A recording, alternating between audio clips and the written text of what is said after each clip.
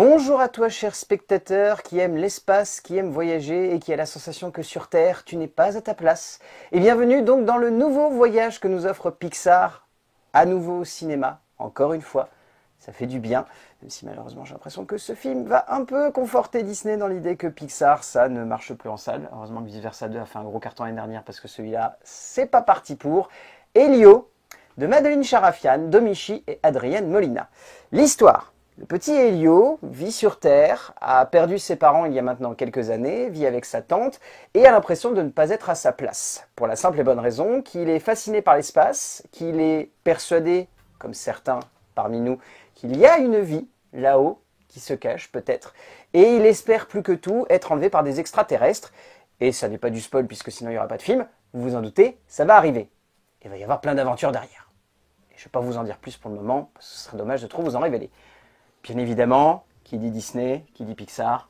Comment vas-tu mon cher Renan? Ça va très bien et toi? Bah écoute, ce projet-là, ça fait quand même 2 ans qu'on en entend parler. Oui. Ça fait un bon petit moment. En fait, vu qu'au milieu de tous les projets d'animation Disney, on ne voit que des suites, des remakes ou des revivals, celui-là faisait tâche dans le bon sens du terme. C'est-à-dire que pour une fois, on avait l'impression que Pixar, même s'ils n'avaient pas envie d'inventer le feu, ils avaient envie de proposer un nouvel univers avec des nouveaux personnages, avec un nouveau contexte, avec une nouvelle ambiance. Disons que les extraterrestres, même si on a les monstres de Monstres et compagnie, c'est pas souvent le truc qui est le plus abordé par Pixar. Autant c'est un truc qui est abordé dans beaucoup d'autres longs métrages d'animation de beaucoup d'autres studios, autant chez Disney, cet univers-là, ça les a jamais forcément plus que ça titillé. Donc c'était assez intéressant de voir la boîte qui est à l'origine de Toy Story, de Mille et une pattes ou des Indestructibles se frotter à cet univers-là. Au-delà de ça, le film avait l'air d'être très beau, encore une fois, mais je pense que ça, on le dit un petit peu à chaque long métrage ou à chaque nouvelle proposition que nous offre Pixar. Donc sur le papier, on était sur une proposition assez intéressante et le film a mis beaucoup de temps à venir. Oui. Parce qu'à la base, il devait sortir avant Vice Versa 2, si j'ai bonne mémoire. Je sais plus, il me semble en plus que ouais, ça doit faire même plus de 2 ans qu'on en entend parler, en tout cas dans les cercles. Ah bah, l'affiche de toute façon, je crois que l'affiche teaser, là où on voit juste Elio en l'air qui se fait absorber par un rayon d'extraterrestres, je crois que ça fait plus de 2 ans qu'elle traîne sur Allociné Avant sur ça, il y IMDb. avait une affiche toute noire avec juste le titre. C'est ça, donc Et, voilà. et ouais, non, ça fait longtemps. Je me demande même si Gigantic n'était pas encore sur les rails. C'est vrai. Je sais plus. Hein. Oh la vache. Ah ouais, donc Quoique ça, non, ouais. j'exagère un peu parce que Gigantic, c'est peut-être moi qui tords le temps là. Mais non, Bah, ça démontre à quel point quand même ce projet, ça fait un bon petit moment. Mais en général, quand on s'intéresse un peu à l'historique de la plupart des projets Disney, c'est des projets qui sont toujours de très longue date. Ouais. Par exemple, en 2013, La Reine des Neiges, on se dit bah, c'est nouveau, mais ça fait. Mais Walt Disney lui-même voulait le faire. Donc Ouais, c'est ça. date vraiment Donc ouais, Elio, je pense que ça fait partie du reliquat des films avant que Disney se parte dans un délire de allez, on va faire des suites.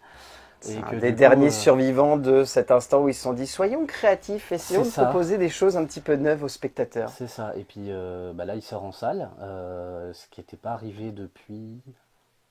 Ah, il y a Buzz l'éclair en film original, enfin c'est même pas un film original, Buzz l'éclair c'est du spin-off. Ouais. Donc il y a pas, je crois que depuis le Covid, avant le Covid, il n'y avait pas eu... C'est ça, parce que le dernier vrai original, je crois, de Pixar, c'était Alerte Rouge. Ouais, mais c'était sur Disney+. Et c'était sur Disney+, ça devait sortir en salle, mais c'est sorti sur Disney+. Ouais, je crois que tu as raison, je crois que c'est le premier vrai film original qu'on a de la part de chez Pixar depuis la sortie du Covid.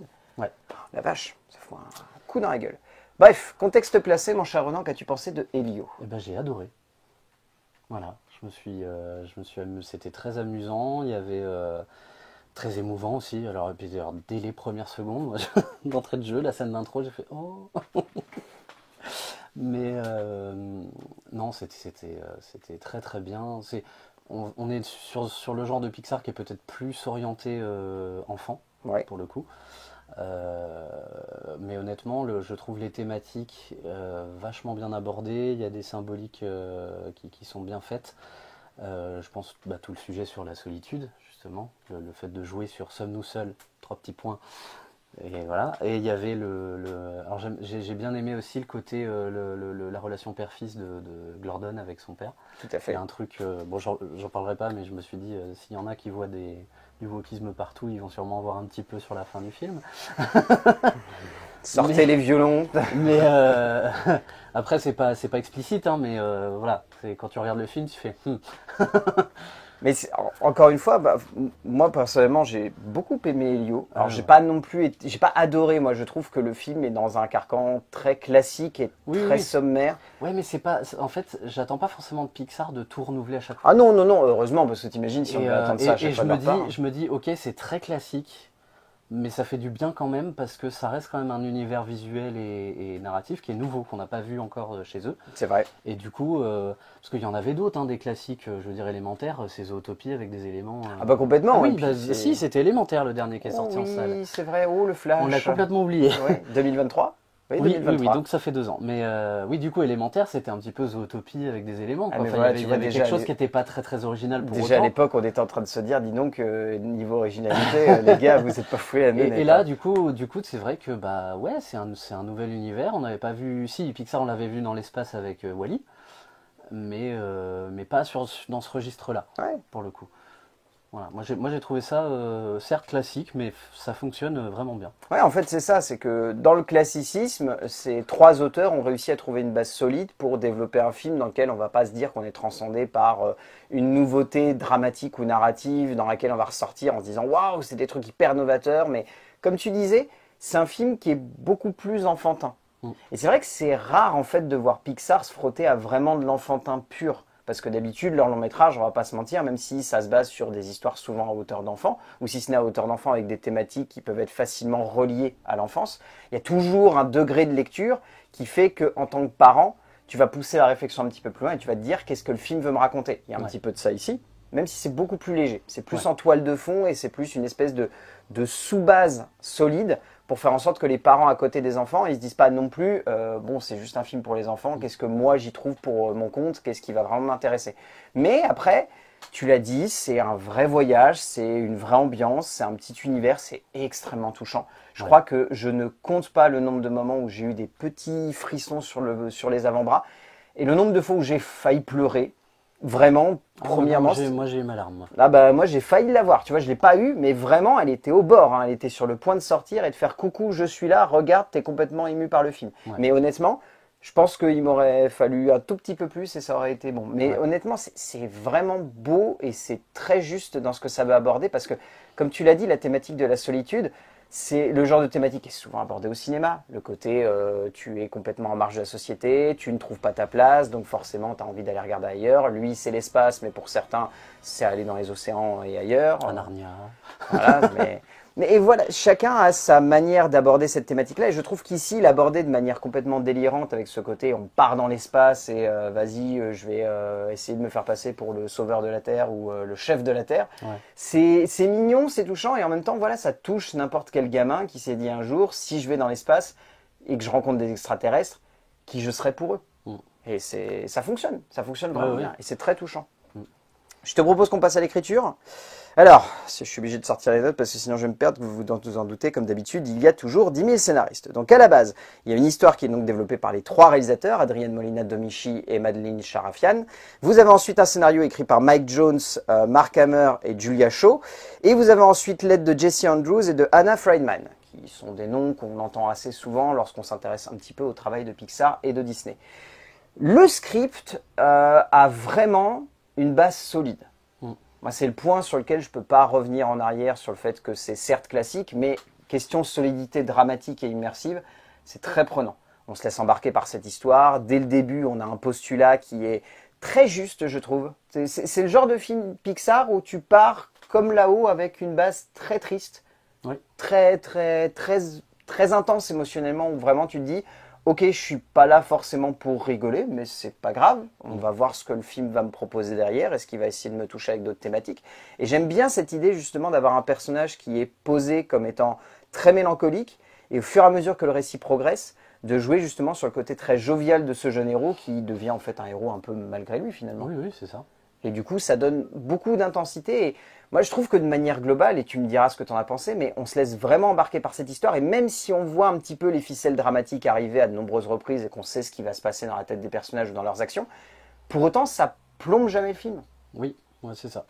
On se laisse vraiment embarquer et on se dit, bah, qu'est-ce qui va arriver à Elio? Bah, moi j'étais surpris parce qu'au vu des bandes annonces, je m'attendais vraiment à de la pure comédie permanente. Je m'attendais pas vraiment d'entrée de jeu, paf, au contexte de tristesse, tu vois. Ouais. Je me suis dit, bon, ça va être un peu. Bah, le film fait d'ailleurs beaucoup penser à Lilo et Stitch dans pas mal d'aspects. Et je m'attendais vraiment à un truc façon Lilo et Stitch, même si la situation dans Lilo et Stitch est triste, c'est jamais montré comme étant très triste, et du coup, le Lilo, elle est pétillante de fou. Enfin, voilà. Là, ça prend le contre-pied, c'est qu'on est dans une situation à la Lilo et Stitch, mais d'entrée de jeu, on te montre le juste après la perte des parents et la réaction du gamin, et ouais, ça te prend d'entrée. Enfin, au bout de 10 secondes, moi j'étais, ah oui, d'accord, ça commence comme ça. Et finalement, oui, le gamin se réfugie dans sa passion pour l'espace, pour après se réfugier littéralement dans l'espace. Voilà, ouais, va être un héros malgré lui. Ouais, je trouve Ouais, que c'est ça. c'est assez bien amené, et puis il va prendre conscience de ce qu'il avait sur Terre, et puis voilà.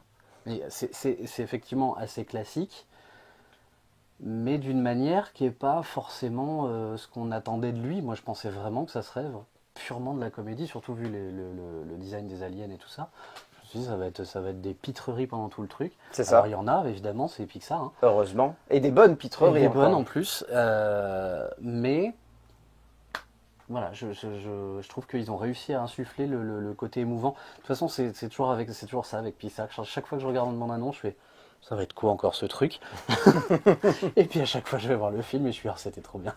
C'est vrai que c'est rare d'avoir un Pixar où on a la sensation que les scénaristes se sont pas donnés à fond en fait pour Ouais. faire en sorte que leur récit il sonne pas uniquement comme une bonne idée et pas grand chose de plus. En fait, contrairement à plein d'autres projets de cinéma où on peut rapidement avoir l'impression qu'il y a un bon pitch de base mais que derrière les auteurs ne se sont pas donné les outils ou en tout cas l'envie pour développer ça de manière correcte, ce qui est intéressant c'est de là de voir, comme on l'a évoqué, qu'il y a donc cette base dramatique qui permet de construire un personnage solide, qui permet ensuite d'amener un petit peu plus de profondeur et de rondeur, notamment autour du développement, autour de la solitude. C'est-à-dire que certes, il y a cette fameuse phrase, comme tu disais, sommes-nous seuls dans l'espace?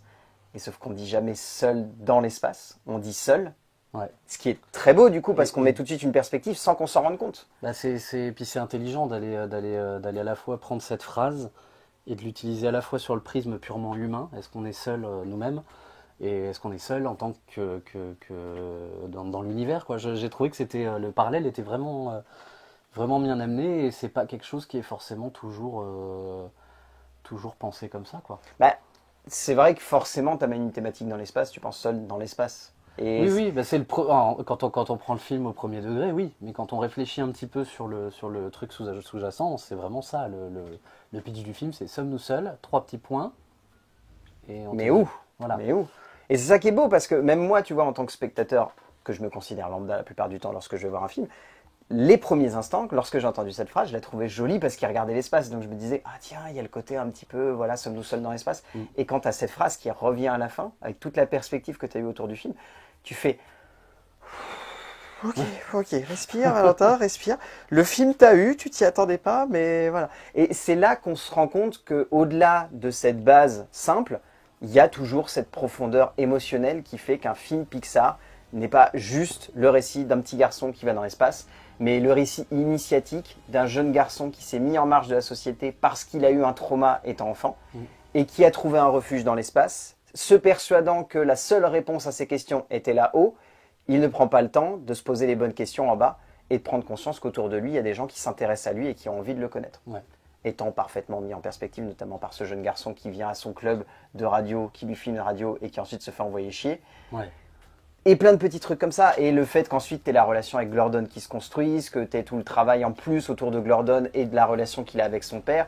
Tu as non seulement un travail du coup autour de la solitude, de ce que tu ressens à l'intérieur, mais en plus de la peur, du regard qu'on peut porter sur l'autre si jamais on n'est pas à la hauteur des attentes de celui-ci. C'est très intéressant parce qu'encore une fois, c'est des thématiques, c'est des thématiques qui font un peu partie de plein de sociétés, mais qui de plus en plus, à cause de certains pays où il peut y avoir des castes ou des choses comme ça, ou des enfermements sociaux, ou cette idée qu'il y a forcément une hiérarchie sociale qui s'instaure lorsqu'un père doit donner une forme d'héritage à son fils.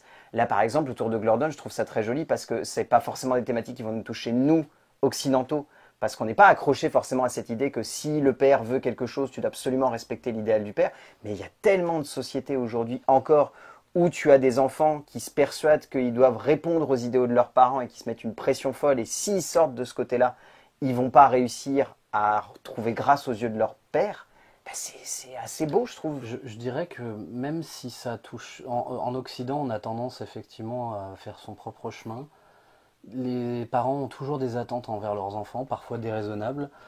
Et quand as une forme de pression sur toi, ça peut être difficile par moment de se dire, bah oui, mais moi j'ai pas envie de faire ça. Mhm. Voilà.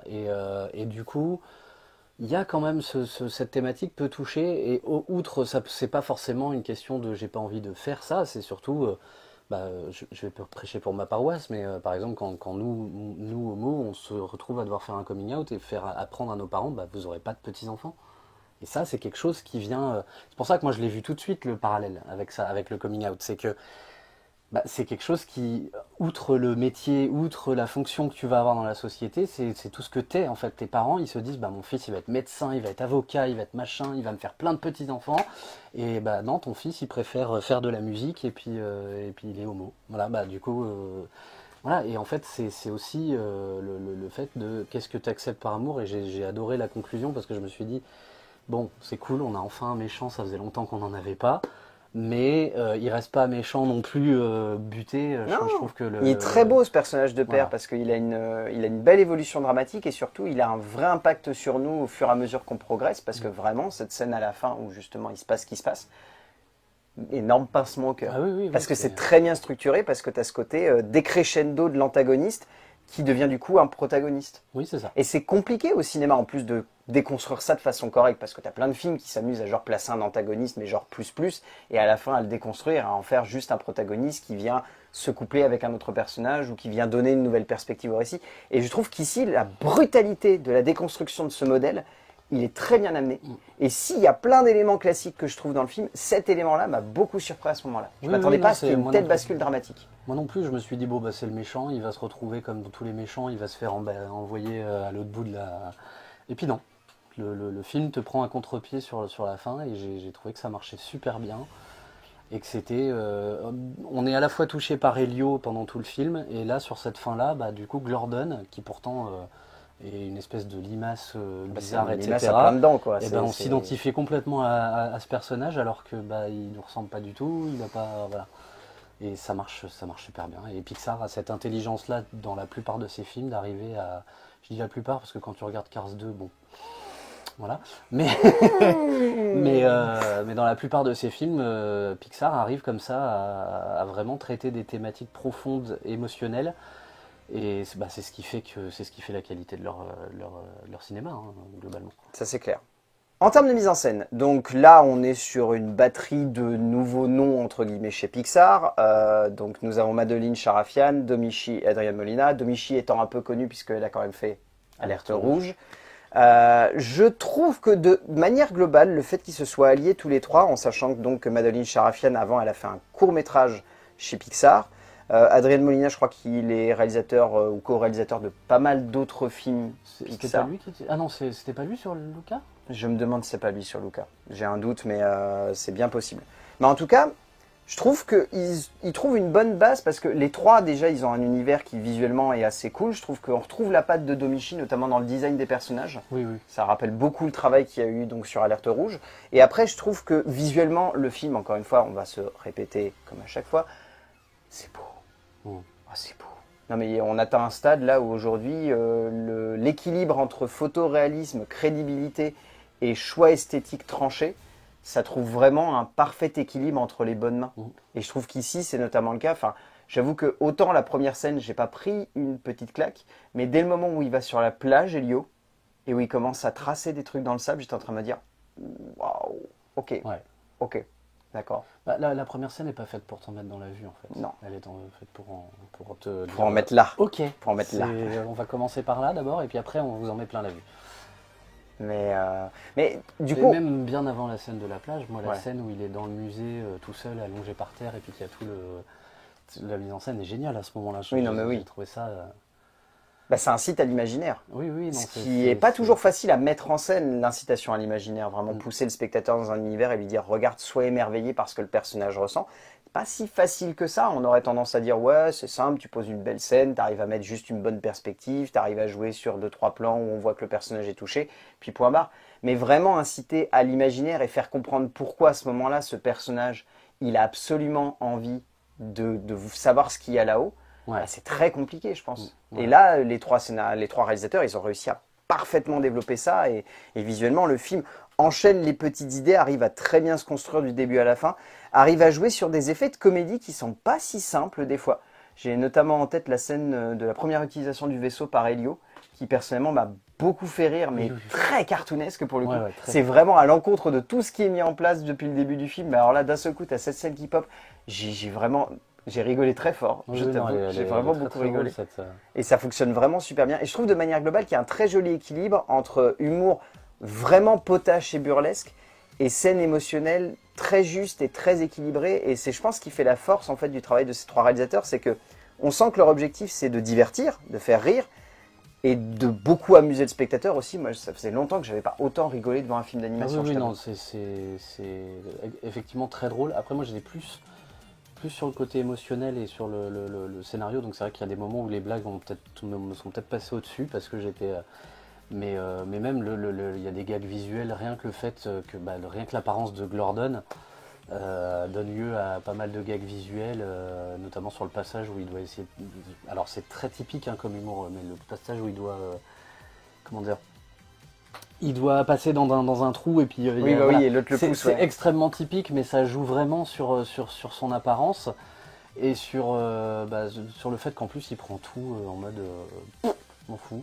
Il y a un moment, je crois, où il lui arrive un truc et il fait non, ça va, tout va bien. Oui, c'est ça. Non, mais il y a plein de scènes où c'est. Enfin, Glordon, moi je trouve que c'est un personnage qui est très efficace parce que honnêtement, il est très touchant et en même temps, il est juste entre guillemets débile comme il faut. Oui. C'est-à-dire vraiment c'est un débile sincère, c'est pas genre il est con pour être con, c'est vraiment il est là pour parce qu'il découvre le monde, il est content, il a un copain, il a envie de faire la fête, il a envie de se marrer et puis bah s'il arrive des trucs, bah c'est pas grave hein, écoute, on a bien rigolé, on s'est bien amusé et ça donne lieu à des scènes qui sont vraiment juste hallucinantes des fois où enfin cette scène qu'on voit dans la bande-annonce où justement Elio doit se réfugier dans sa bouche.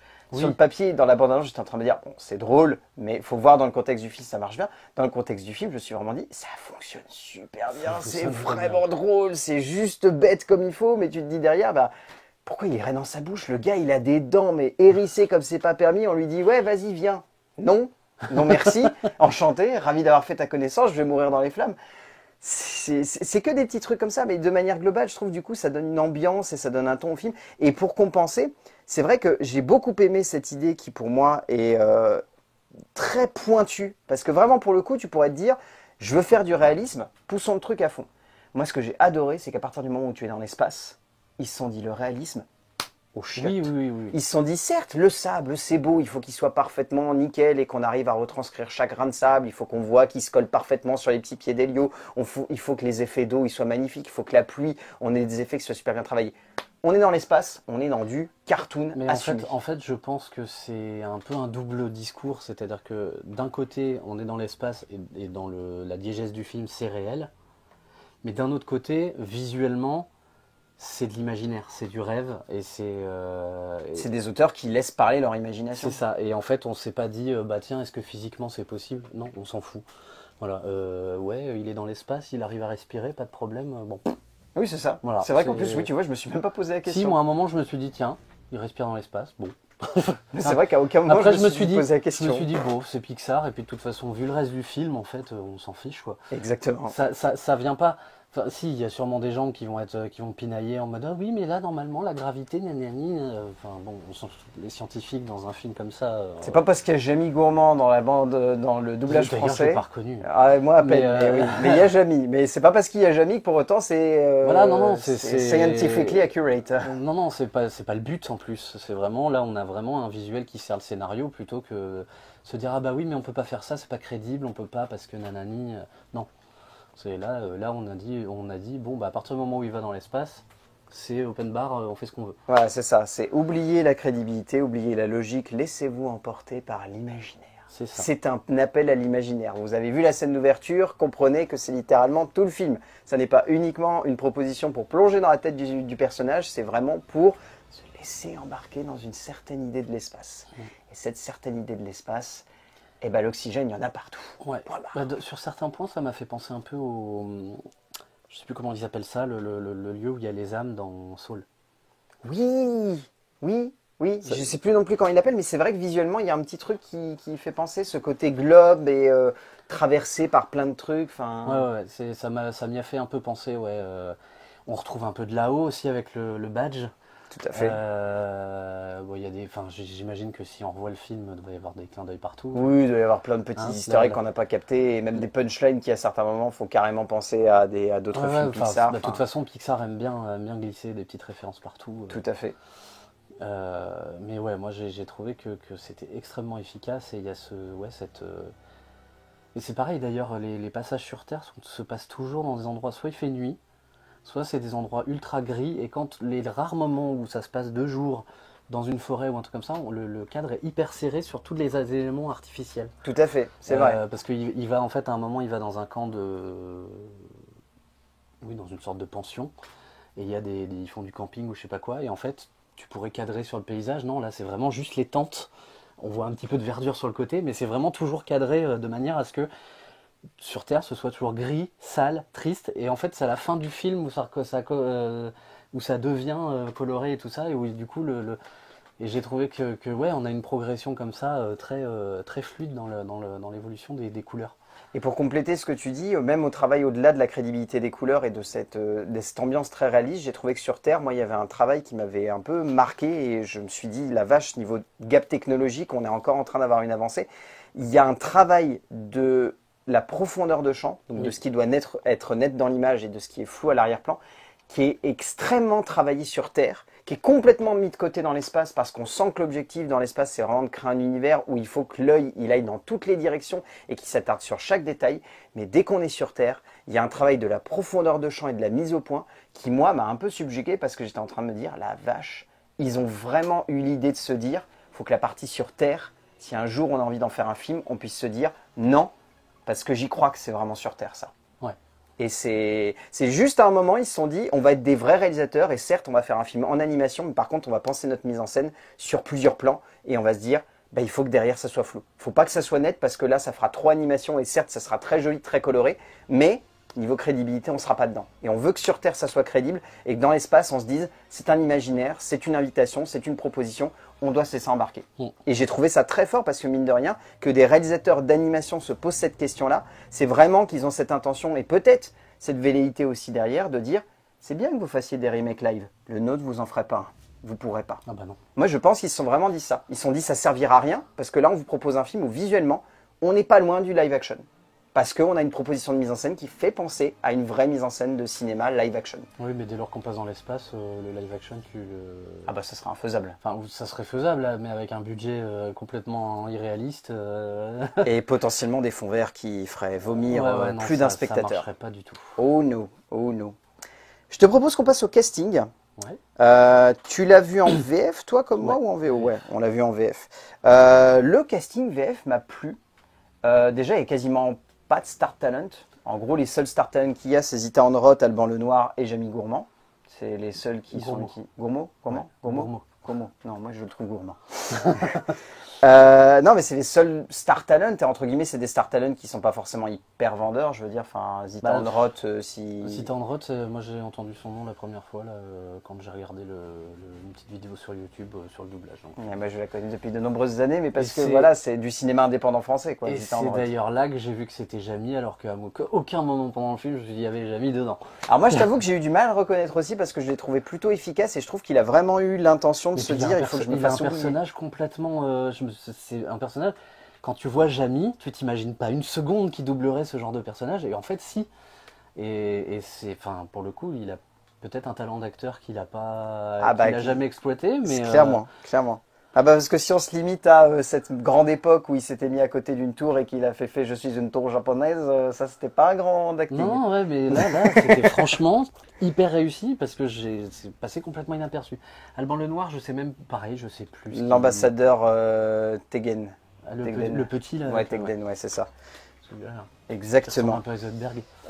Caroline Victoria joue Cuesta. Nous avons également Emmanuel Giacomi qui fait Grignon. On peut citer Esteban Hernandez Sanchez qui joue donc Bryce. Mais surtout, j'avoue que ceux qui vont vraiment ressortir pour le coup, c'est donc Nathan Dupont qui joue Elio. Ouais. Ainsi que, il n'est pas sur ma fiche, Noé Richard qui joue Gordon.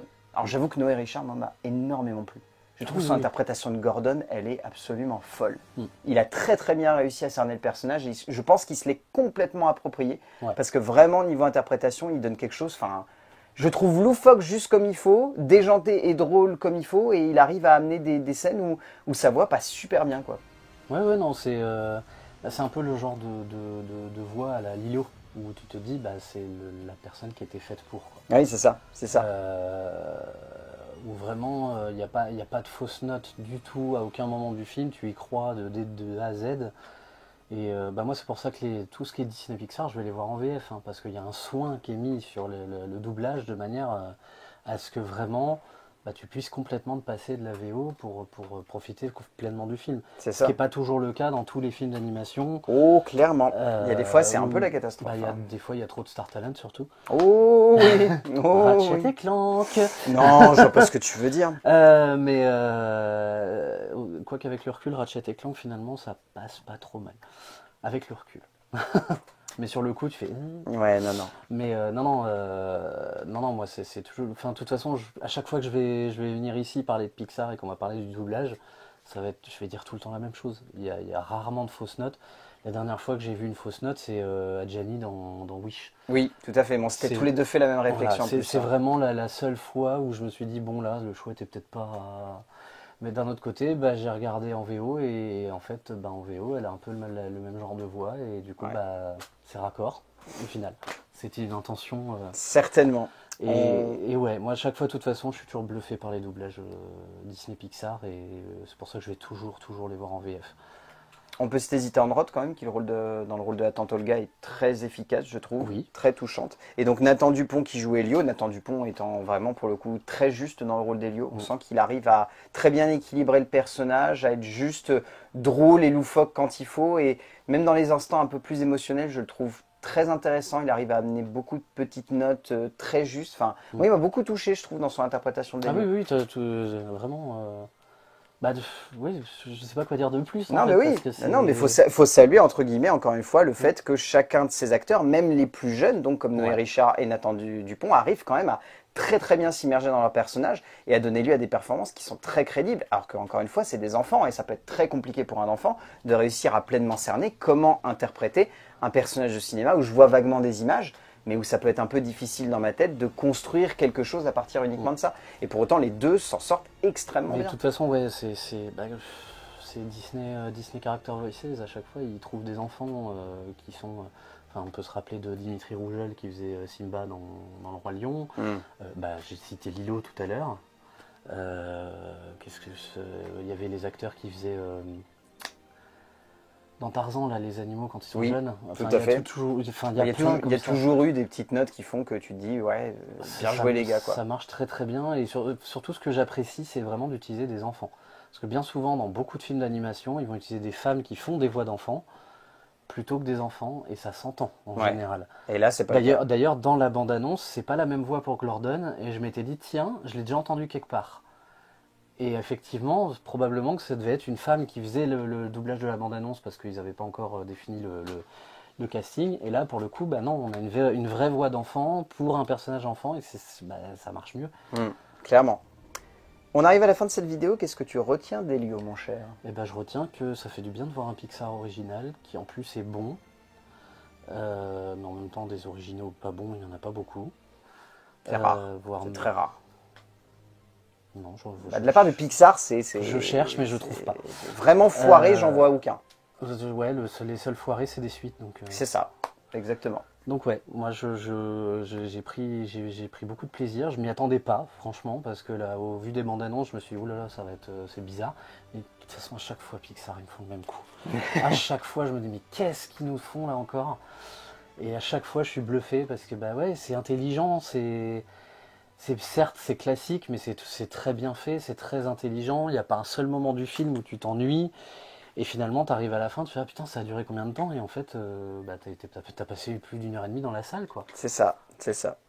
Non, mais c'est fort. Encore une fois, ils démontrent une énième fois qu'ils sont doués. Bon, moi, je trouve le film assez classique dans sa globalité, mais c'est un bon classique. C'est-à-dire que ça amène des bases solides, ça fait qu'on se laisse embarquer dans l'histoire, ça fait que même si on voit certaines ficelles dramatiques, il y a quand même un poids émotionnel et des intentions d'écriture qui entourent les personnages qui fait que du coup, on se laisse embarquer. Encore une fois, c'est une nouvelle petite claque visuelle de la part de Pixar qui nous démontre que ce sont des techniciens et des graphistes et des génies de l'animation qui arrivent constamment à renouveler leurs univers, leurs perspectives et leurs possibilités de conception graphique qui fait que du coup tu arrives devant un film et tu te dis pas c'est joli, tu te dis waouh, on a encore passé un nouveau stade et c'est ça qui est fort. Donc rien que pour ça, pour tous ces éléments, pour la jovialité, la drôlerie et également l'émotion que génère le film, Elio, clairement, donc de Madeline Charafian, de Domichi et de Adrien Molina, c'est un film qu'on vous conseille de voir en salle. Et je pense que ça va être le petit carton de l'été. Allez-y, ouais, parce que faut que ça marche, parce que sinon on va se taper suite sur suite. Sur suite, sur suite, sur suite, sur suite. C'est vraiment important, enfin vraiment, moi je le dis toujours sur internet, les gens se plaignent des remakes, des suites, etc. Mais dès qu'il y a un truc original, ça marche pas. Donc allez voir des films originaux. Je sais que pour certains c'est pas facile parce que le cinéma coûte cher par moment pour certaines bourses, mais vraiment c'est hyper important de prendre le risque de se surprendre au cinéma en allant voir des choses qui sont nouvelles. Parce que même si je vais les voir les remakes, hein, comme beaucoup de monde, hein, les suites aussi, je vais aller voir Jurassic World de Day One quand il va sortir, mais c'est important de faire marcher les films qui sont originaux, sinon la prise de risque n'existera plus et on va se taper des suites et des remakes en permanence. Et pour moi, Elio, bah en plus il est bien, donc ce serait dommage de s'en priver. Et puis il y a la fête du cinéma qui arrive, donc il faut en profiter. Eh ben amen. Voilà. Amen. Merci pour ces belles paroles, mon cher Renan. Je ne sais pas quand est-ce qu'on se retrouve, j'espère que ce sera vite. En tous les cas, il y a Wicked en fin d'année. Il y a Wicked et Zootopie 2. Voilà, donc dans tous les cas, on se retrouvera au moins en fin d'année, mais peut-être qu'on se retrouvera avant, je l'espère. D'ici là, on va dire aux gens d'aller voir des films parce que c'est bien d'aller voir des films et qu'on se retrouvera pour parler de films, bien évidemment. A plus. Glordon, en fait, je viens de me rendre compte, on dirait la version enfant des vers dans Dune. Oui, je pense que c'est fait exprès. C'est certainement fait exprès.